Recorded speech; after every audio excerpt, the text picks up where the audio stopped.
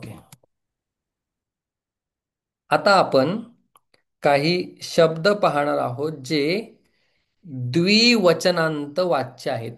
म्हणजे ज्यांचा अर्थ दोन असा होत असतो. त्यातील सगळ्यात पहिला शब्द आहे दंपती. दंपती. ज्यावेळी आपण दंपती असा शब्द वाचतो किंवा ऐकतो, त्यावेळी त्याचा अर्थ दोन असा म्हणूनच होत असतो. पती आणि पत्नी असा दोघांचं ग्रहण होतं दंपती या शब्दाने. एकाचं ग्रहण होत नाही, म्हणून तो शब्द नित्य द्विवचनी आहे. पत्नी. बघा, म्हणजे कसं म्हणणार, जर पती पत्नी येत असतील तर मी म्हणणार दंपती आगच्छतः येत आहे. दंपती हा द्विवचनांत वाच्य शब्द आहे. दंपती शब्दाने दोघांचं ग्रहण होतं. पुढे शब्द आहे पितरौ. आता पिता, पितरौ, पितरः म्हणजे वडील, दोन वडील. पण असं दोन वडील शब्द कधी होऊ शकतो का? जोपर्यंत एखादा कोणी रागात बोलत नाही तोपर्यंत दोन वडील हा शब्द होणारच नाही. मग पितरव या शब्दाने माता आणि पिता या दोघांचं ग्रहण होतं. हा काय द्विवचनांत शब्द आहे पितरव. मग पितरव, पितरव पितरव आई वडील नमती, नमतः. पितरौ नमतः, पितरौ देवं नमतः. आई वडील देवास नमस्कार करतात. मग पितरौ म्हणजे काय दोन वडील अर्थ आहे का? नाही. पितरौ म्हणजे आई आणि वडील दोघांचं ग्रहण त्याच्यातून होतं. जसं अश्विनव असं म्हणतात. आपले जसे डॉक्टर आहेत, फॅमिली डॉक्टर, तसे हे अश्विन कुमार जे आहेत, हे अश्विन कुमार काय देवांचे डॉक्टर आहेत. मग या अश्विनव हा शब्द कायम जोडूनच येतो. अश्विनव म्हणजे देवांचे वैद्य. देवांचे वैद्य. अश्विनौ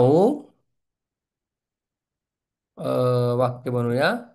अश्विनौ देवम औषधिम देवास देवाय औषधिम यच्छति. अश्विन कुमार काय करतात? देवांना देवाला देवासाठी काय औषधी देतात किंवा देवास औषधी देतात. मग अश्विनव नित्य द्विवचनामध्ये. जर एखाद्याचं नाव अश्विन असेल तर ते एक वचनामध्ये होऊ शकतं. पण अश्विनव जेव्हा देवांचे वैद्य असा अर्थ असेल, त्यावेळी तो नित्य द्विवचनामध्ये असणार आहे. 10व्या अध्यायामध्ये भगवान म्हणतात की मी अश्विन कुमार आहे. हा, भगवंताने म्हटलेलं आहे की मी अश्विन कुमार आहे. श्लोक नंबर मी तुम्हाला सांगतो एका मिनिटात. 10व्या अध्यायामध्ये काय विभूती सांगितल्यात भगवंताने, 71 विभूती स्वतःच्या. म्हणजे मी कुठे कुठे आहे हे सगळं भगवंताने सांगितलेलं आहे. मग 71च का सांगितल्या? सगळ्या ठिकाणी भगवान नाही का? तर असं नाही. ज्यावेळी आपण मुंबईविषयी विचारतो, मग त्यावेळी आपण काय करतो? मुख्यच गोष्टींना आपण सांगतो. आपण प्रत्येक गल्ली आणि प्रत्येक बोळ हे काय आपण सांगत नाही सगळ्यांना. तसं मग जेवढ्या काही गल्ल्या आहेत मुंबईतल्या, त्या काय मुंबई नाहीत का? त्या सुद्धा आहेत. पण मग आपण सांगताना गेट ऑफ इंडिया असे थोडे थोडेच ठिकाण सांगतो, मुंबादेवी. तसं भगवंताने सुद्धा सगळं काही भगवान परमात्माच आहे. पण त्यातल्या त्यात भगवंतांनी काय केलंय? फक्त 71 विभूत्या सांगितलेल्या आहेत. आहे बरं का, सापडत नाही मला. 10व्या अध्यायामध्ये आहे की मी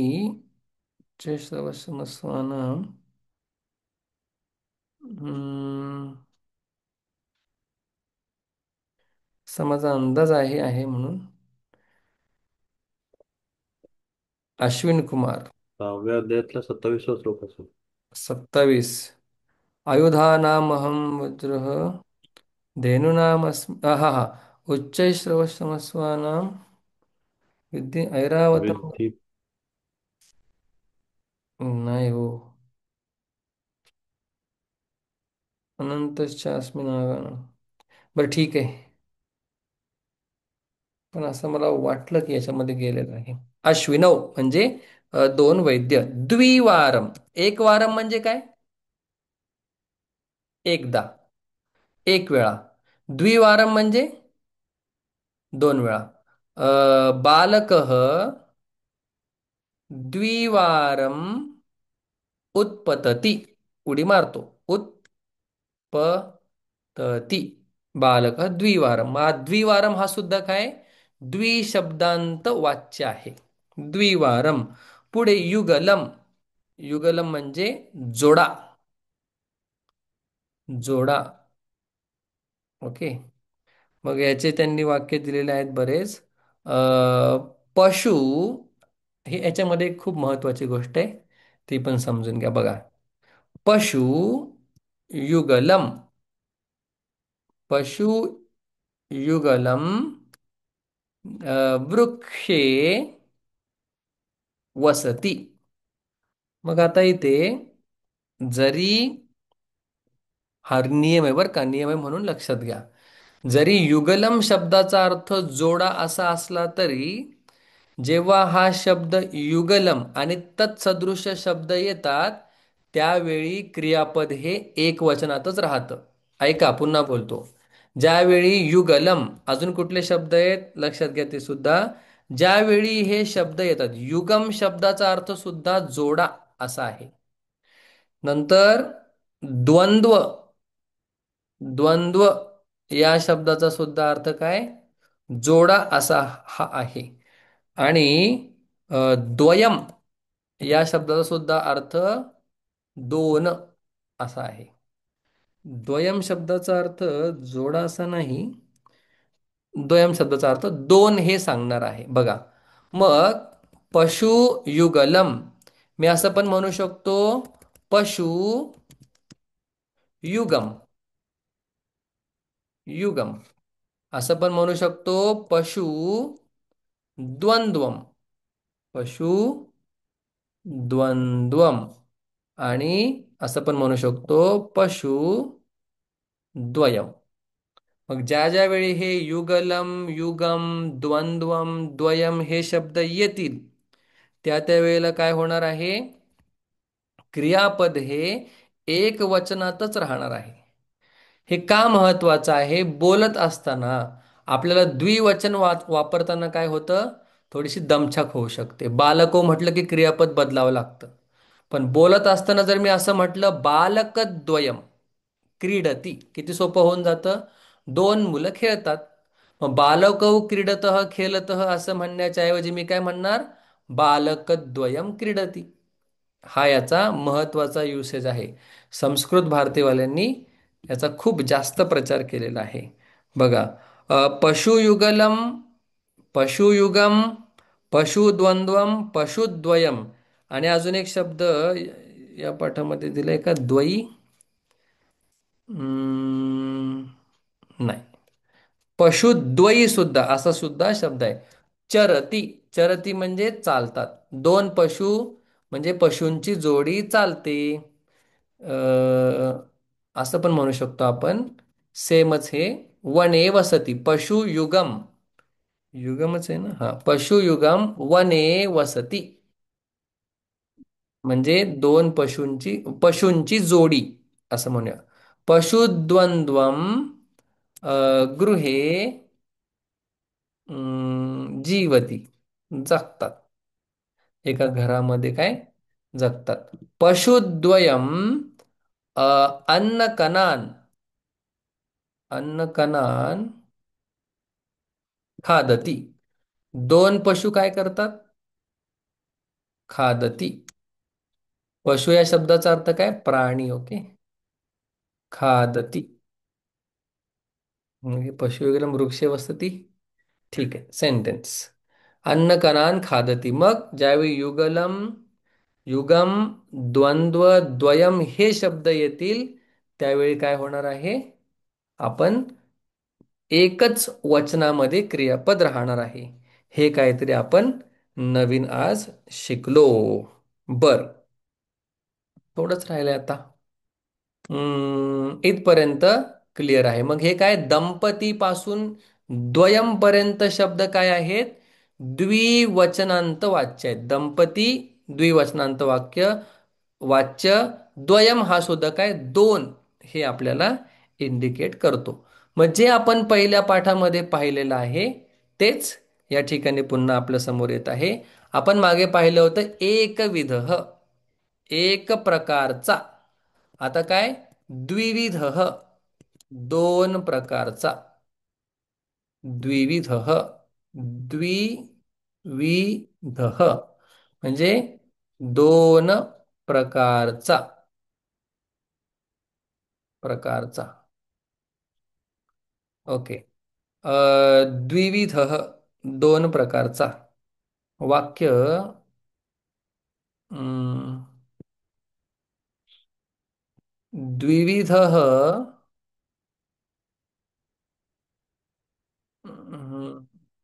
द्विविधः बालकः अत्र वसति. दोन प्रकारचे मुलं या ठिकाणी राहतात. द्विविध, दोन प्रकारचे. ओके, द्विविध. आणि अजून एक शब्द नवीन ऍड करतात, गुण शब्द. आपण मराठीमध्ये सुद्धा म्हणतो, ज्यावेळी आपल्याला दुप्पट सांगायचं असतं त्यावेळी आपण दुप्पट, तिप्पट असं म्हणतो. तसं संस्कृतमध्ये गुण वापरतात. मग जेव्हा आपल्याला दो दो गुणा सांगायचा असेल, दुप्पट, सो द्विगुण, म्हणजे दुप्पट खरं तर. भीम, भीम,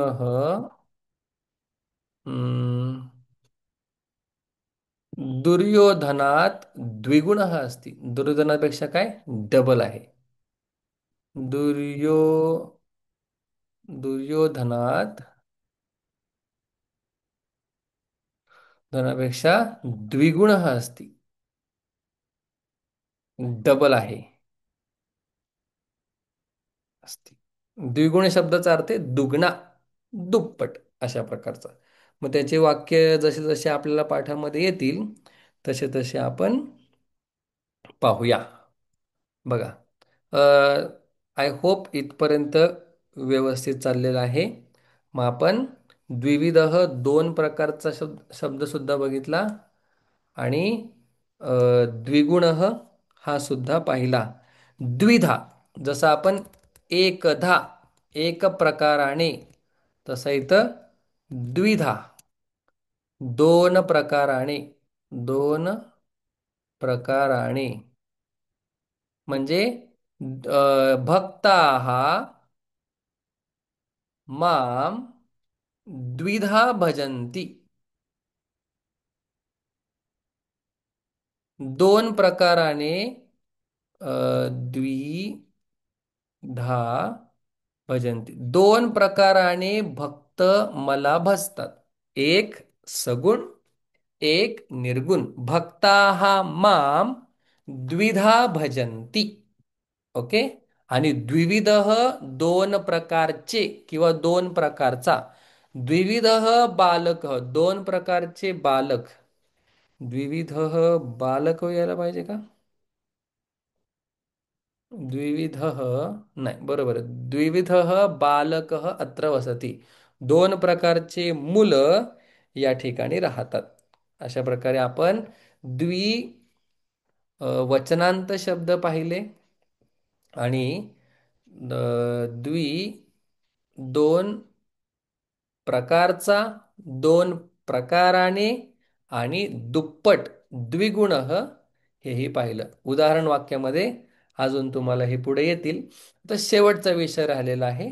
मग त्यानंतर डायरेक्ट आपल्याला प्रश्न उत्तरच आहेत. एक पॉइंट आहे तो आज नाही सांगत, खूप होऊन जाईल. एवढं आपल्याला आतापर्यंत कळालेलं आहे. काय काय आपण पाहिलेलं आहे एका मिनिटात रिवाईज करूया. तर आपण सगळ्यात पहिला द्वि शब्द पाहिला तीनही लिंगांमध्ये. नंतर काही धातू पाहिले. धातूंनंतर उभ आणि उभय हे सुद्धा काय दोन अर्थ सांगणारे शब्द आहेत. मग आपण द्विवचनांत शब्द पाहिले आणि आपण एक नियम पाहिला की युगलम, युगम, द्वंद्वम, द्वयम यांच्याबरोबर काय होतं? प्रथमा अ, प्रथम पुरुष एक वचनच होतं. पण दंपती हे काय द्विवचनांत शब्द आहेत. त्याच्यामुळे दंपती आगच्छतः, पितरौ नमतः, अश्विनकुमारौ यच्छतः. आणि द्विवारंपासून जर आपण घेतलं दोन वेळा, तिथून पासून ते पुढे शेवटपर्यंत काय आपण एक वचन वापरतो. हं. आता शेवटचा विचार या ठिकाणी राहिलेला आहे, तो म्हणजे लंग लकार. लंग या शब्दाचा अर्थ भूतकाळ असा होतो. आणि आतापर्यंत आपण भूतकाळाचा एक नियम लक्षात ठेवलेला आहे, तो म्हणजे धातूच्या सुरुवातीला अ लागतो. हे सगळ्यांना माहिती आहे आपल्याला. अपठत, अपठताम, अपठन, अपठः, अपठतम, अपठत हे आपण आत्मनेपदात पाहिलं होतं. आता आपल्याला पाहायचं आहे, सॉरी, परस्मै पदात आपण पाहिलं होतं. आता आपल्याला पाहायचं आहे आत्मनेपदात. असेवत, असेवेताम, असेवंत. बघा, थोडेसे वेगळे चालतात, आपल्याला सवय नाहीये. सवय होऊन जाईल हळूहळू. असेवत, असेवेताम, असेवंत, असेवथाः, असेवेथाम. तुम्हाला हा धडा पूर्ण बघावा लागणार आहे पुन्हा, कारण की सगळे मुद्दे सांगितलेले याच्यामध्ये. असेवध्वम, असेवथाः. याची रूप एवढी येत नाहीत, पण संस्कृतमध्ये पाहायला मिळतात, पण जास्त नाही आपल्याला पाहायला मिळत. असेवे, असेवावहे, वही, असेवावही आणि सेवा असेवामही. मही. असेवत, असेवेताम, असेवंत, असेवथाः, असेवेथाम, असेवध्वम, असेवे, असेवावही, असेवामही. अजून एक आपण चालूया. अ, सह म्हणजे सहन करणे. बघा, असहत, असहत, असहेताम, असहंत, तो असहथाः, हा असहेथाम,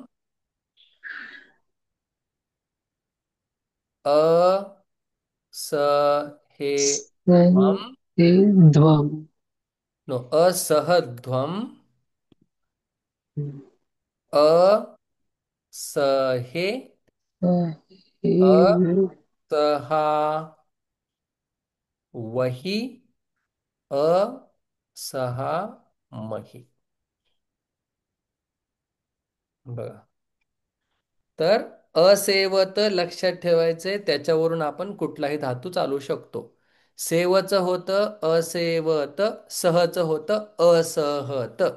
एक धातू आपण लक्षात ठेवला, असेवत, असेवेताम, असेवंत, असेव, असेवथाः, असेवेथाम, असेवध्वम, असेवे, असेवावही, असेवामही. सगळ्यांचा अर्थ काय? सेवा केली. मग जर मला म्हणायचं असेल तो सेवा करतो, सह असेवत. ते दोघं सेवा करतात, तौ असेवताम. ते सगळे सेवा करतात, ते असेवंत. तू सेवा करतो. त्वम असेवथाः.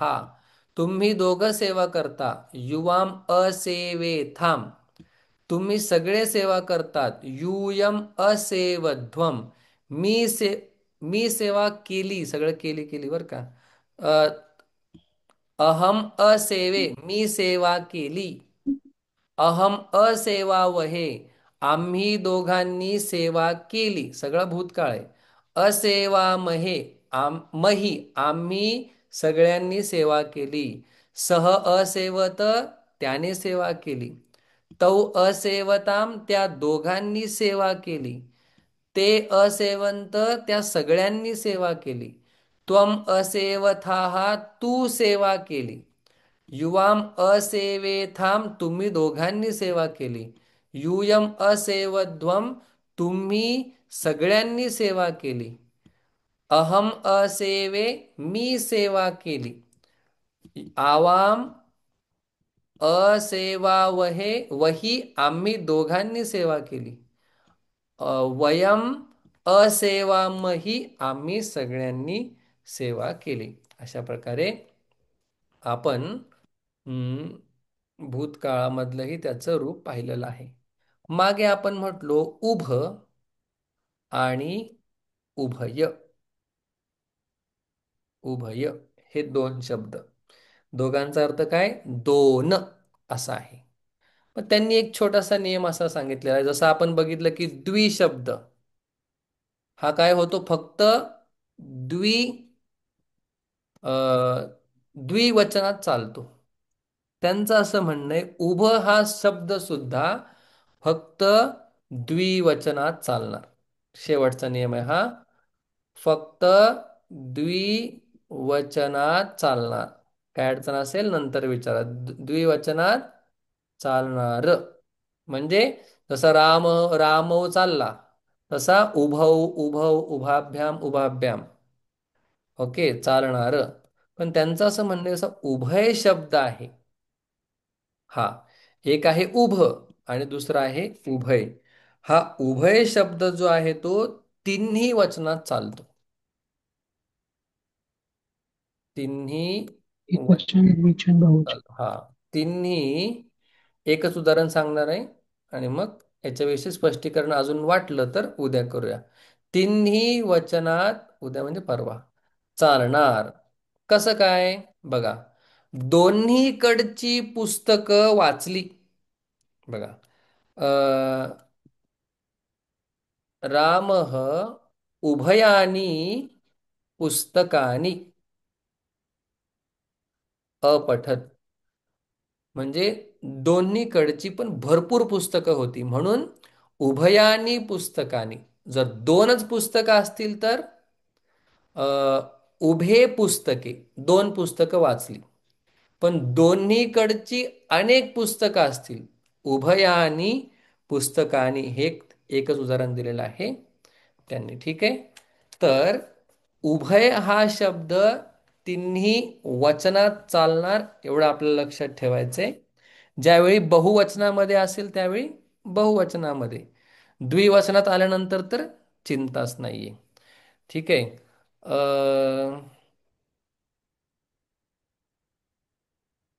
हम्म. जसं एक शिक्षक जर दोन्हीकडे असणाऱ्या एका एका मुलाला पाहत असेल. बघा. दोन गट आहेत आणि त्या दोन गटामधल्या एकेका मुलाला शिक्षक पाहत आहे. तर शिक्षक किंवा अध्यापक उभयम छात्रम पश्यती.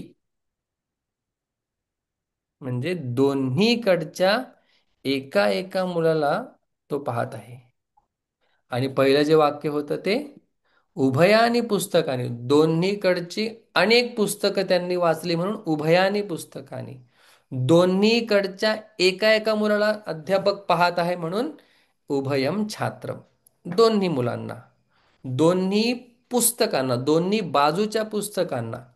असं आपण सध्या एवढं समजून घेऊया. ज्यावेळी आपण वाक्य सोडू त्यावेळी अजून स्पष्टता होईल.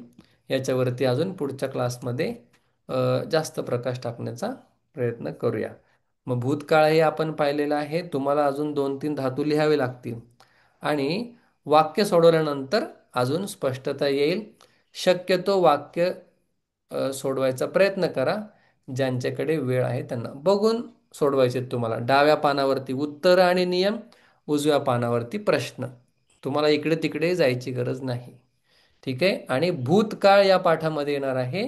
तर असेवत, असेवेताम, असेवंत, असेवथाः, असेवेथाम, असेवध्वम, असेवे, असेवावही, असेवामही याचा वापर तुम्हाला करायचा आहे.